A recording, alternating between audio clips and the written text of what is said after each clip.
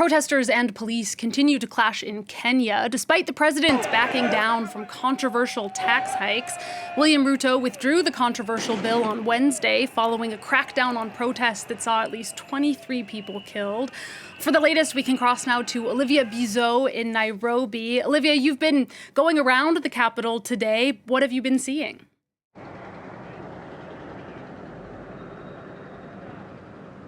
Yes, protesters said on social media that they would gather here in Nairobi today, and they have. It's difficult to estimate the amount of numbers of protesters who are here today. There were definitely a lot less people than on Tuesday, but that's also because security and police officers made it incredibly difficult for protesters to gather. Every time large groups started to form, they would fire tear gas. They also fired rubber bullets and even some live bullets today here as well.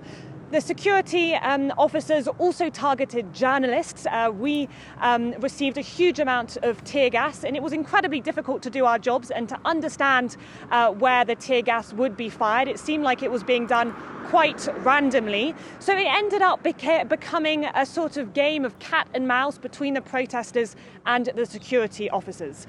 It almost seemed like the police forces didn't want the protest to happen at all and wanted to stop anything from happening before it could even start. There were ambulances who were here as well, who were sort of roaming around the streets to pick up any of the protesters who were injured from the tear gas and from those rubber bullets.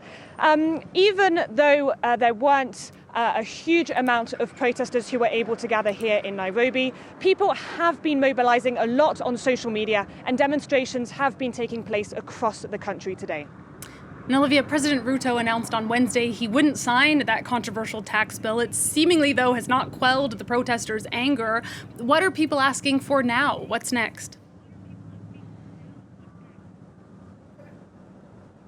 Yes, it seems that the protests have now gone beyond the finance bill. People that I spoke to today said that the finance bill was actually just a trigger, but the anger is a lot more deep-rooted than just anger towards that finance bill. They're now calling on Ruto to step down. They want him out of the government, and they are angry towards the whole they're angry towards everyone who is in power. They're angry about the increasingly high cost of living here in Kenya and how difficult it is to make a living, about the high levels of unemployment as well. It's difficult to predict how long these protests will go on for. What's different this year compared to protests in previous years is that these ones are being led by the masses as opposed to a particular politician. Similar protests did take place last year after the 2023 finance bill was announced, but they were led by the main opposition figure, Raila Odinga, and that made it easier for Ruto to negotiate with a politician in order to quell the protests.